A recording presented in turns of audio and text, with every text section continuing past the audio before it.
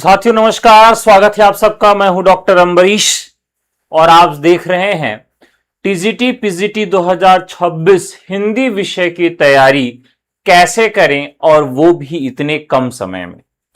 साथियों, जब हमारे पास समय की कमी होती है तो निश्चित तौर पर हमें एक मनोवैज्ञानिक दबाव होता है और हम जो भी काम करते हैं बहुत ही अनुशासित होकर करते हैं। इस वजह से आप निश्चित तौर पर पहले प्रयास में अच्छा कर सकते हैं। यदि आपको पहले प्रयास में यूपी टीजीटी पीजीटी हिंदी विषय में पारंगत होना है, एक सीट पर अपना कब्जा सुनिश्चित करना है, तो आपको क्या करना चाहिए। आज के विषय वस्तु के विषय में बात कर लें तो आज हम बात करेंगे 120 दिन में तैयारी अपनी पूर्ण कैसे करें। हमारे पास 120 दिन का लगभग समय बाकी है और हमें पढ़ना क्या है, तो हमें पढ़ना है टीजीटी पीजीटी हिंदी विषय की तैयारी हमें करनी है। इसके पहले यह हमें मालूम होना चाहिए कि मुख्य तौर पर वो कौन कौन सी बातें हैं जो परीक्षा के लिए अत्यंत महत्वपूर्ण है, या हमें वो चीजें मालूम होनी चाहिए या वो चीजें हमें जाननी चाहिए। सबसे पहला जो आधार है कि भाई आप अगर इसकी तैयारी कर रहे हैं तो आपको मालूम होना चाहिए कि आप इसकी योग्यता धारण करते हैं या नहीं करते, यानी आप इस पद हेतु आवेदन कैसे करें और कब करें। साथियों, इसका विज्ञापन 15 जुलाई तक आ सकता है या जुलाई के अंतिम सप्ताह तक देखने के लिए मिल सकता है। पदों की संख्या कितनी होगी, यूपी टीजीटी और पीजीटी को मिलाकर कुल पदों की संख्या कितनी हो सकती है। साथियों, यदि आप यूपी टीजीटी पीजीटी हिंदी विषय की तैयारी करना चाहते हैं तो मुझसे जुड़कर तैयारी कर सकते हैं। आपको केवल व्हाट्सएप करना है। किस नंबर पर? नंबर क्या होगा? 9628959237। इस नंबर पर करना होगा आपको व्हाट्सएप, और आपके लिए एक नया बैच शुरू किया गया है और उस बैच में आप जुड़कर अपनी तैयारी को शुरू कर सकते हैं। यदि आप अपने से तैयारी करना चाहते हैं, स्ट्रेटजी जानना चाहते हैं, तो आगे हम उसकी बात करेंगे। सबसे पहले हम ये जान लेते हैं कि नई नियमावली और पुरानी नियमावली का द्वंद्व क्या है, और उस द्वंद्व में कौन सी नियमावली रहेगी तो आप फॉर्म भर पाएंगे और कौन सी नियमावली रहेगी तो आप फॉर्म नहीं भर पाएंगे। पुरानी नियमावली में खास करके टीजीटी हिंदी को लेकर एक बड़ा कॉन्फ्लिक्ट देखने के लिए मिलता है, तो यहां पर हम अलग अलग लिख देते हैं पुरानी नियमावली और यहां लिख देते हैं नई नियमावली। पुरानी नियमावली का जो नियम था वो क्या नियम था? यदि आप टीजीटी हिंदी की तैयारी करना चाहते हैं तो टीजीटी के लिए आपको संस्कृत चाहिए था। संस्कृत चाहिए था, किसमें चाहिए था? स्नातक में आपका संस्कृत हो या फिर आपका 12वीं में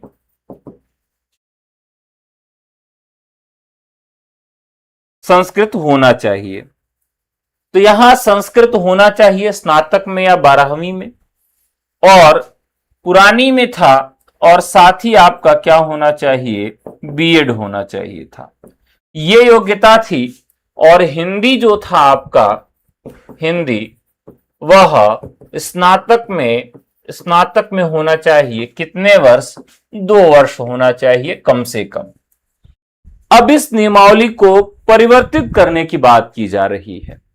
अब इस नियमावली को जब परिवर्तित कर दिया जाएगा, नई नियमावली यदि लागू हो जाती है तो क्या होगा? यहां टीजीटी हिंदी के लिए स्नातक तो रहेगा, हिंदी जो है वह कहां होनी चाहिए? स्नातक में होनी चाहिए। कितने वर्ष? 2 वर्ष होनी चाहिए।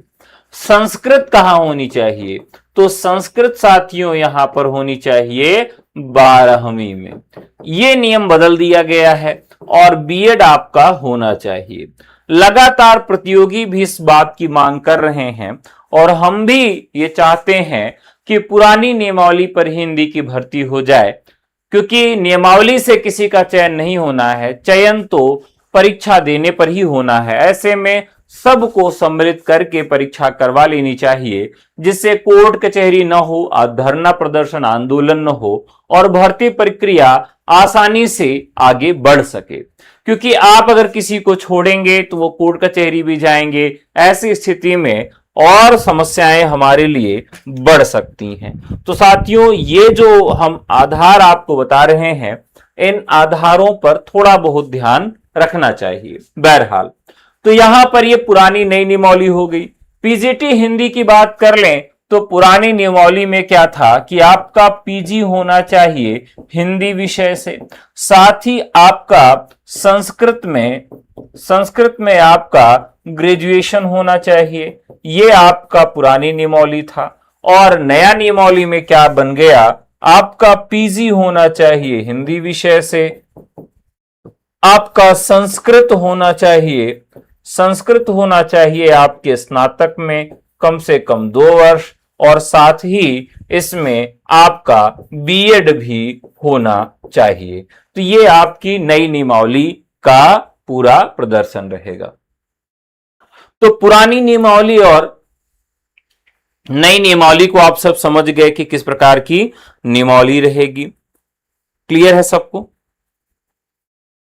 संस्कृत होना चाहिए।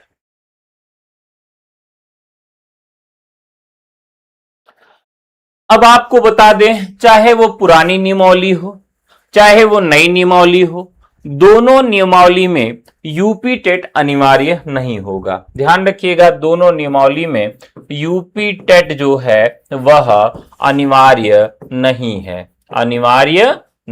तो ये ध्यान रखिएगा, दोनों नियमावली में यूपी टेट अनिवार्य नहीं है।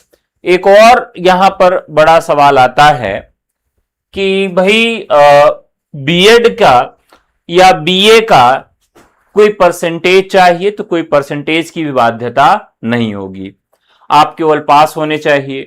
कॉम्बिनेशन बीएड का कोई माने नहीं रखता है, बीएड में आपने कोई भी कॉम्बिनेशन रखा हो। फिर इसके बाद सवाल आता है कि कॉम्बिनेशन आपने कब बनाया है। तो यदि आपने बीएड जिस स्ट्रीम से किया है, बीएड मान लीजिए आपने एक स्ट्रीम चुन लिया था आर्ट स्ट्रीम, तो आर्ट स्ट्रीम का बीएड है तो आप कॉम्बिनेशन पहले भी बना सकते हैं और बाद में भी बना सकते हैं। साइंस स्ट्रीम का बीएड है तो आप कॉम्बिनेशन बनाए, उसका कोई फायदा नहीं निकलेगा। यानी आर्ट स्ट्रीम से आपका बीएड होना चाहिए, और आर्ट स्ट्रीम से बीएड कर रहे हैं तो आपका ग्रेजुएशन भी आर्ट स्ट्रीम से होना चाहिए। आर्ट स्ट्रीम का मतलब है कि बीए आप पढ़े हुए होने चाहिए। क्लियर हो गया? अब उम्मीद की बात मत करिए, रिजल्ट का इंतजार करिए, और वो रिजल्ट कभी भी आ सकता है, तो ईश्वर से कामना है कि आपका हो। चलिए आगे बढ़ते हैं।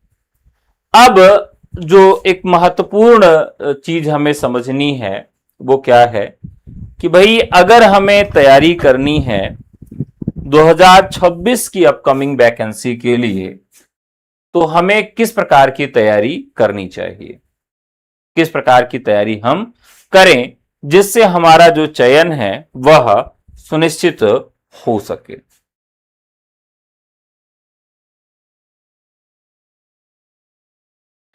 अब हम 20 दिन और 100 दिन, ये दो का रोड मैप हम तैयार करने जा रहे हैं।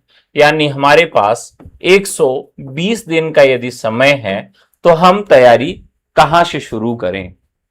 सबसे पहले हम आपको बताते हैं कि साथियों, आप पाठ्यक्रम जो है उसको याद कर लें। बिना पाठ्यक्रम को याद किए हुए कोई तैयारी नहीं होती।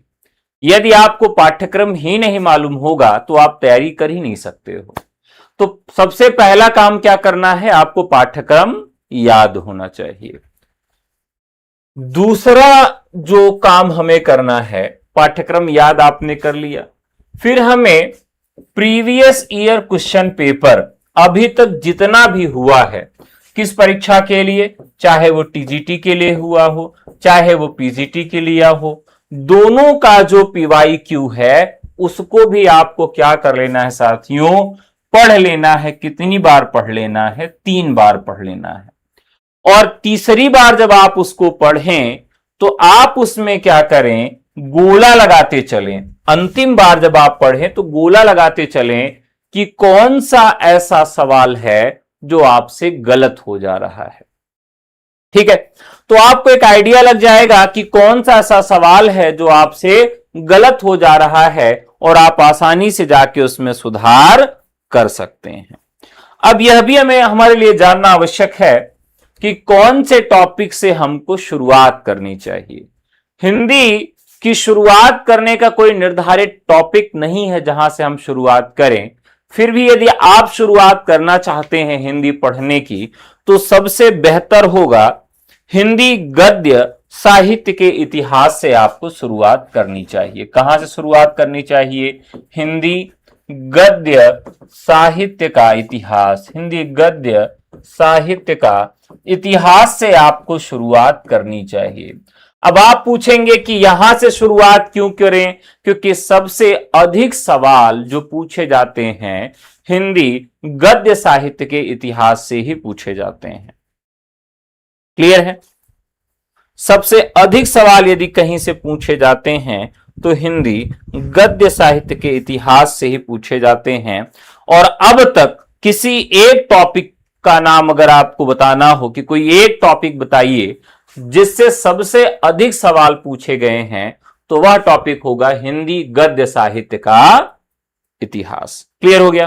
तो इसे याद रखना है, हिंदी गद्य साहित्य का इतिहास से हमें शुरुआत करनी है। फिर इसके बाद हमें दूसरा टॉपिक कौन सा पढ़ना है जिससे और भी ज्यादा प्रश्न पूछे जाते हैं? तो फिर पूछा जाता है सवाल आधुनिक काल से। किससे सवाल पूछा जाता है?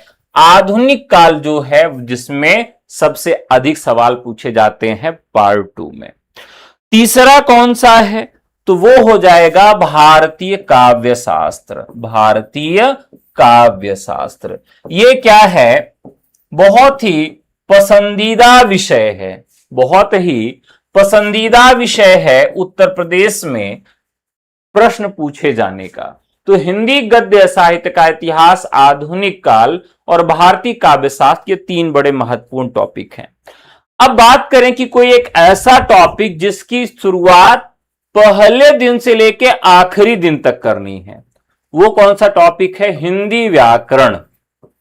हिंदी व्याकरण की तैयारी आपको पहले दिन से ही करनी है, क्योंकि हिंदी व्याकरण में जो खास करके शब्दार्थ वाला पोर्शन है, तद्भव, तत्सम, देशज, विदेशज, पर्यायवाची, विलोम, श्रुति सम भिन्नार्थक, वाक्य, पद, संधि, समास, ये जितने भी टॉपिक व्याकरण के हैं, यह आपको पहले दिन से ही तैयारी शुरू करनी है और अंतिम दिन तक इसकी तैयारी करते रहना है। आप इसके लिए एक शेड्यूल बनाएंगे कि भाई आज मैं 10 शब्द नया पढ़ूंगा। ध्यान रखिएगा, केवल 10 शब्द ही आपको पढ़ना है, केवल 10 शब्द, और ऐसे 10 शब्द पढ़ना है, याद करना है जो आपको नहीं आता है। ध्यान रखिएगा, अगर आप ये निश्चित कर लें कि हमें 10 शब्द की तैयारी करनी है, तो मैं आपसे वादा करता हूं कि इस टॉपिक से संबंधित कोई भी सवाल आपके गलत जीवन में नहीं होंगे। आपको कितने शब्दों की तैयारी करनी है? केवल 10 शब्दों की तैयारी करनी है पर डे, और ऐसे 10 शब्द जिनसे सवाल आए या ना आए उससे मतलब मत रखिए, केवल इतना ध्यान रखिए कि वो 10 शब्द आपको नहीं आते। मान लीजिए पर्यायवाची का सवाल हो गया, विलोम का सवाल हो गया, श्रुति सम भिन्नार्थक का शब्द हो गया, 10 जो है समास हो गया, 10 संधि हो गया। तो आप पर डे क्या अपना डायरी बना लीजिए। ध्यान रखिएगा, आप अपनी एक डायरी बना लीजिए, और डायरी में क्या करना है आपको? उस डायरी में पर डे का 10 वर्ड आपको लिख लेना है, यानी आज के 10 शब्द, ये आपका टॉपिक रहेगा। और उस 10 शब्द को आप लिखिए।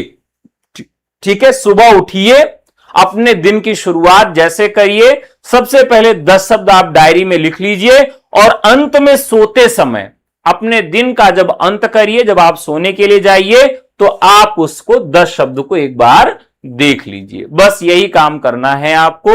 10-10 शब्दों का आप काम करते जाइए, आपका काम पूर्ण हो जाएगा। ठीक है, क्योंकि आप देखेंगे कि मुहावरा, पर्यायवाची, ये सारे जो सवाल हैं, ये गलत हो जाते हैं।